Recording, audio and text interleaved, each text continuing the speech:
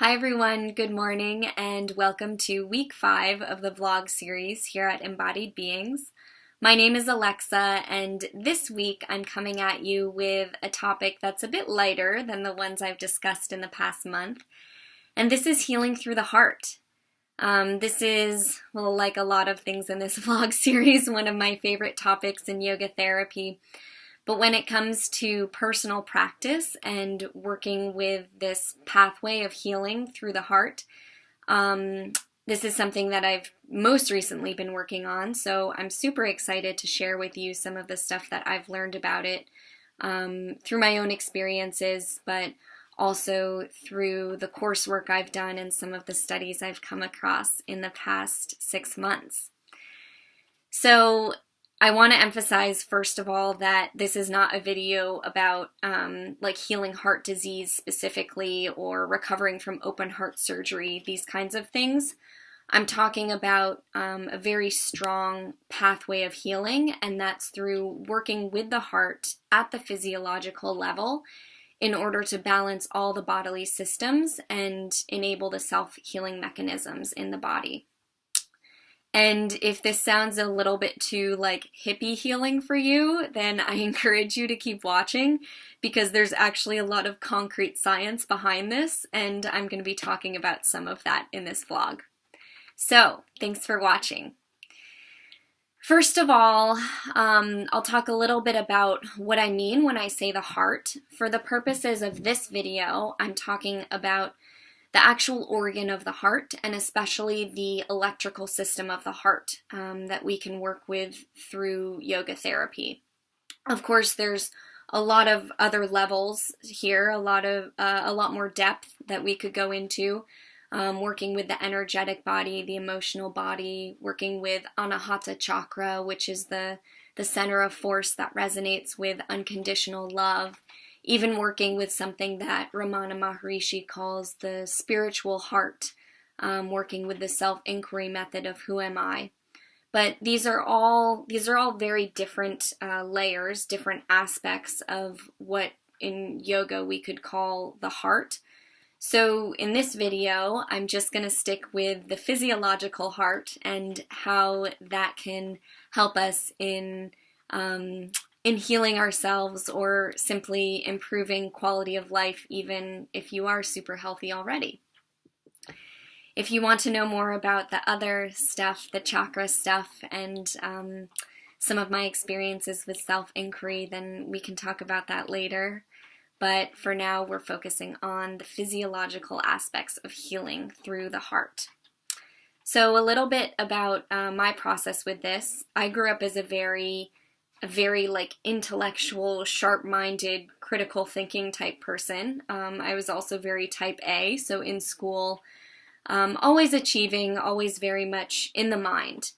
And I'm grateful for this, but I also started to realize when I got later into my 20s how I felt like something was missing a lot of the time. Like I was very caught up in the mind, sometimes even turning towards anxiety, and just thinking about, okay, what should I do in my life? What's the best decision? And always using the sharpness of my mind, but not really knowing how to tune into my heart.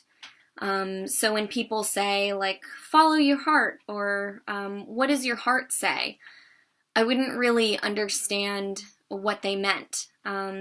Except for a few key moments in my life where it was like, yes, this is what I want. And sometimes it went very much against the logic of the mind, and those could be pretty confusing times. I also have clients come to me who sometimes struggle with this, and this is quite common, especially in the West, because we are very much in the mind a lot of the time. That's where the focus of the energy is.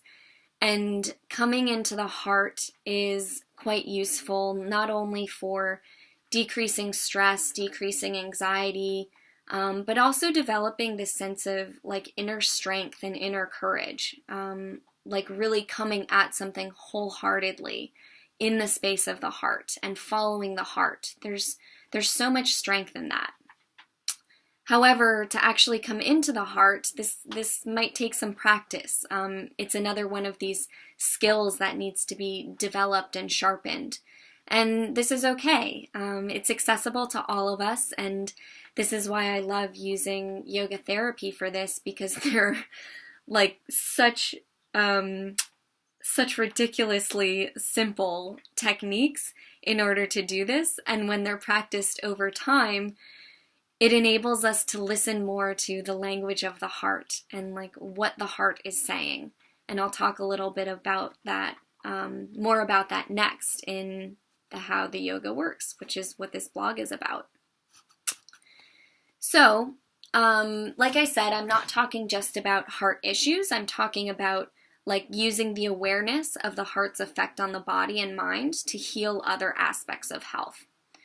There's an institute called the HeartMath Institute in the US, which has done a lot of research on this, and they talk about things like how the electromagnetic field of the heart is 60 times greater than that of the mind. So the actual electromagnetic field is so much greater than that around the brain, not the mind, the brain rather.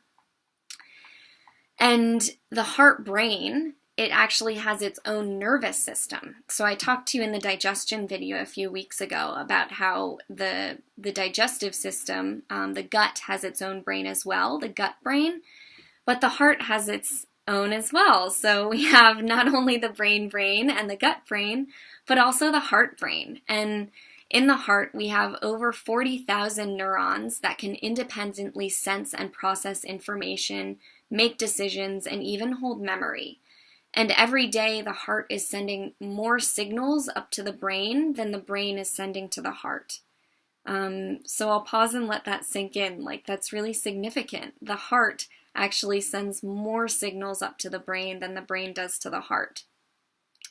There's a story about a group of Tibetan Buddhist monks who, when they came to the West and researchers, neuroscientists started doing studies on them, like the neuroscientists were hooking up the wires and sensors to the head to measure the brain waves and see what's going on in the brain during compassion meditation. And apparently some of these monks just started laughing because they said, well, everything happens in the heart. Like, they didn't understand why they were hooking things up to the brain when everything happens in the heart. But there is a very dynamic communication between the two, and I'll talk about that in a little bit. The heart is also its own hormonal gland. So I find that not many of my clients are aware of this, and nor was I before I started studying yoga therapy. It produces oxytocin, or what we can refer to as the love drug. Oxytocin is what's produced when we experience like long hugs, physical touch, when women are going through the birthing process. It informs this nesting behavior, and the heart is what produces a lot of that oxytocin. So the heart signals, they have a very significant effect on the brain function. It influences our emotional processing as well as higher cognitive faculties, so attention span, perception, memory, and problem solving. And basically, this means that we can use the heart, and especially the heart rhythm pattern, to shift how we're thinking and how we're feeling. There's a great TED Talk about this called Being Brilliant Every Single Day, where a doctor actually demonstrates this with one of the audience members up on stage, how shifting the rhythm, the pattern of the heartbeat can change our cognitive functioning. So I highly recommend that after this video. I'll post a link in the Facebook group. But coming back to the heart rhythm itself, so what the HeartMath Institute, this research institute, discovered is that when the heart rhythm, when the pattern is quite erratic, like incoherent, out of sync, it actually inhibits higher cognitive functions, and it limits our ability to think clearly, to remember, to learn, to reason, and to make effective decisions. And this can help explain why, for example, we act impulsively when we're under states of stress. In contrast, the more ordered and stable and coherent the heart's input to the brain is, the pattern of the heart is, the better it facilitates the cognitive function and reinforces positive feelings and emotional stability. So, in other words, an increased heart rhythm coherence makes us able to make decisions more clearly. It helps support positive emotional states, and it helps us perceive, think, feel, and perform much better than we do when the heart rate is incoherent. It also helps with balance of the autonomic nervous system. So when the electrical system of the heart is in coherence, our ANS, our nervous system, is balanced, autonomic nervous system. And this whole state of what these researchers call psychophysiological coherence is overall a state of optimal function for human beings. So it's the harmony in both our psychological, so mental and emotional states, and our physiological bodily processes. That's many years of research and science condensed into a little bit. But like I said, you can watch the TED Talk video. You can look more in the HeartMath Institute. I'll post both those in my Facebook page if you're interested in more science.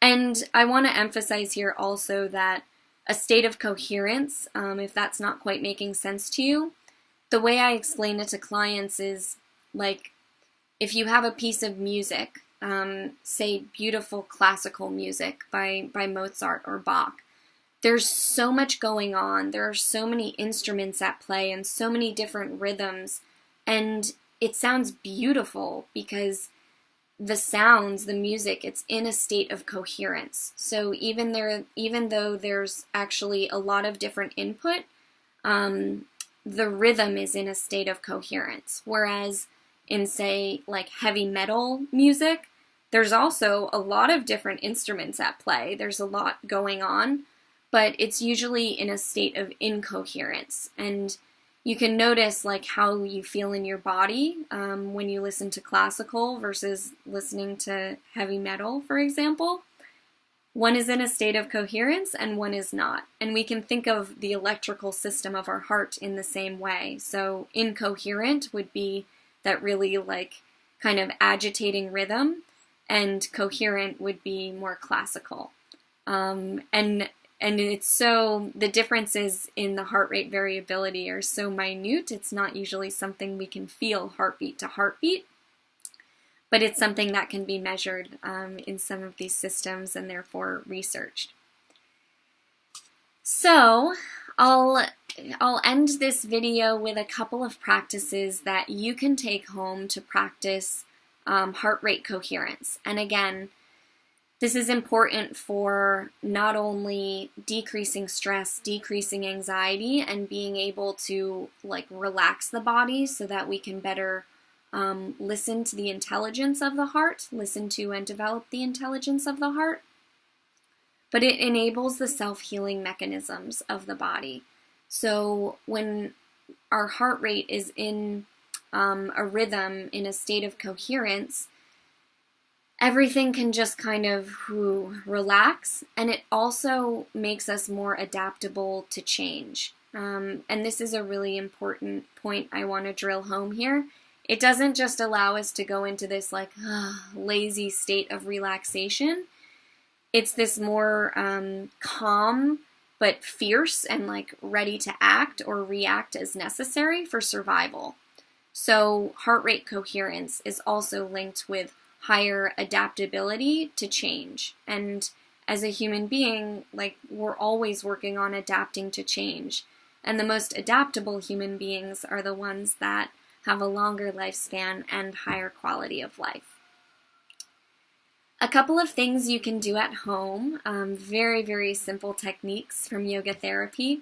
You can practice deep rhythmic breathing, and this adjusts the physiology by balancing the nervous system and also improving resilience of the entire body.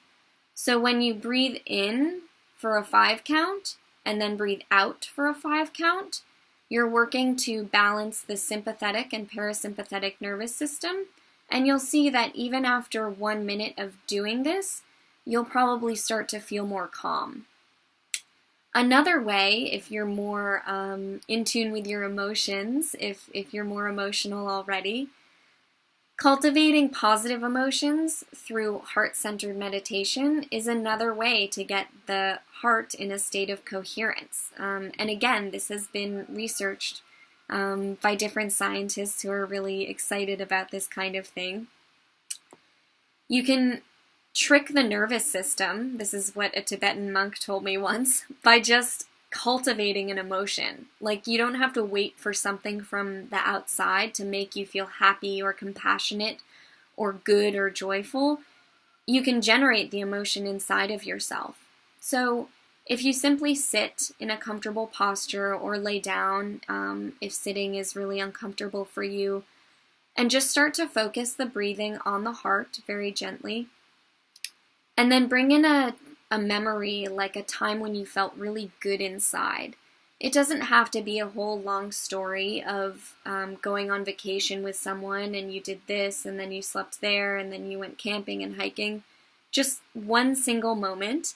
I'll share a little secret here. The moment that I usually go to is a moment when I was a teenager and just like laying in front of the fireplace near Christmas time with my black lab, Barkley, and just, snuggling up against him. And that generates that feeling of just feeling good in my body and especially in my heart. And then I sit with it and I breathe for a few minutes, just staying with the actual feeling, not so much the story, but the actual sensation of feeling good inside that memory ignited. And by staying here and cultivating this positive emotion and letting it grow with each breath, we allow the heart also to shift, the heart rate to shift into a state of coherence. And we're also reinforcing the neural pathways of like growing positive emotion and stabilizing and cultivating positive emotion. So I hope these 2 little points will help you in coming into the space of the heart. And also remember that this is something that happens slowly over time. So if you're watching this video and you're someone who struggles to tune into the heart, to actually like feel a shift from all the mind stuff down into the heart, don't worry if it's not happening right away. This is something that happens over time.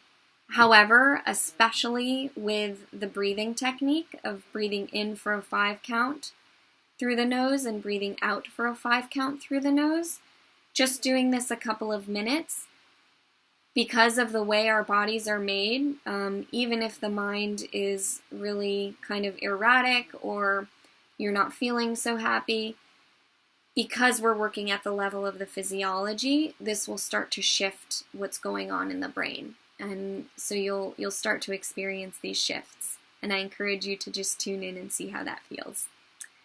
Thanks so much, you guys. Thanks for watching. And if you have any comments or questions, feel free to private message me or post in the comments below this video. And I hope you have a lovely, lovely weekend. Bye.